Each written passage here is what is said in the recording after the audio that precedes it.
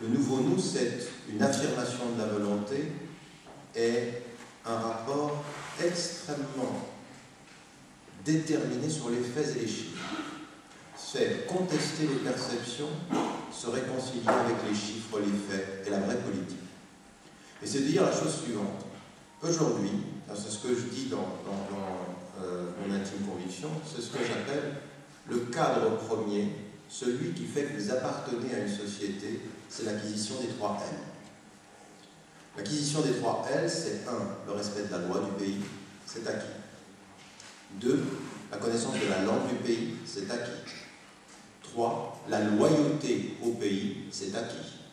Il n'y a pas aujourd'hui en France, même avec le désastre de la non-vision politique concernant les banlieues françaises, avoir une absence de politique sociale et autant de calme encore dans les banlieues et que ça n'explose pas chaque 2 semaines, c'est vous dire qu'il reste encore une conscience civique dans ces lieux. Contrairement à ce qu'on nous dit. C'est nous dire que c'est le contraire de ce qu'on nous dit. Parce que le déni de droit, le déni de structure sociale, le déni d'encadrement éducatif, le déni de structure d'accompagnement, le déni même de la dignité de la personne dans sa façon d'interpeller. Il faut quand même vous rendre compte qu'il y a des policiers canadiens, des policiers suisses, il y a des gens qui sont de la sécurité, qui sont venus faire des stages en France et qui vous disent mais c'est choquant ce qui se passe dans ces espaces de non-droit. C'est choquant. Alors encore une fois, ne jetons pas la pierre à la police, mais reconnaissons qu'on a laissé les choses pourrir qui font qu'aujourd'hui, certains de la police tiennent des propos inconsidérés et certains de la population se permettent et sont aujourd'hui complètement dans la marginalité et ils sont hors la loi au sens premier. Certains, oui, ils le sont. Donc moi, je ne suis pas là aujourd'hui, ce n'est pas mon sujet de chercher les coupables, c'est de constater les absences. Et donc de dire aujourd'hui, dans ce pays, les 3 L, pour l'immense majorité des citoyens français de confession musulmane, ils sont acquis. Raison pour laquelle, à un moment donné, et c'est ce que j'affirme avec force, il faut cesser de tomber dans le piège de parler de l'intégration. Et que le succès de l'intégration, c'est de cesser d'en parler, et que maintenant il faut passer à autre chose. Et cette autre chose, il n'est pas simplement de dire, est-ce que vous savez, avoir à nous justifier sur un certain nombre de questions, qu'est-ce que vous pensez de ci, qu'est-ce que vous pensez de ça, c'est pas ça. C'est pour les populations, d'abord, de sortir d'un carcan. Ce carcan, il est de 2 natures. 1, vous ne me transformerez pas en victime des erreurs politiques de ce pays. Pas de pensée victimaire. Pensée citoyenne, c'est-à-dire pensée responsable. Et là, du point de vue de toutes les consciences religieuses et philosophiques, la pensée responsable, c'est de dire l'affirmation de soi comme un être de dignité et d'autonomie. La deuxième des choses, et ça, c'est une chose qui est très très importante. Vous savez, on a un mot en anglais qu'on n'a pas en français, mais qui traduit bien toutes ces dimensions, qui est empowerment. Et dans empowerment, il y a power, il y a pouvoir.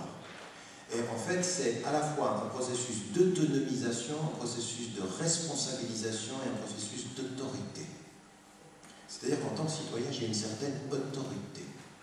J'ai l'autorité de choisir, j'ai l'autorité de contester, j'ai l'autorité d'être respecté, j'ai l'autorité de la loi quand je suis injustement traité. Donc sortir de la pensée victimaire. La deuxième des choses, c'est sortir de la pensée minoritaire. Et pourquoi est-ce que c'est important? Parce que vous allez le comprendre par l'affirmation de ce que va contenir la substance fondamentale, méthodologiquement, ce nouveau nom. C'est de refuser que certains acteurs politiques, certains intellectuels, catégorisent les gens dans une espèce d'altérité reconstruite. On reconnaît que vous êtes citoyen à part entière, du point de vue du droit, mais votre qualification d'origine immigrée, votre qualification de musulman, votre qualification d'Africain, détermine en fait une sous-catégorisation qui vous met dans l'altérité minoritaire. Et ensuite, à partir de cela, on va construire tout un schéma.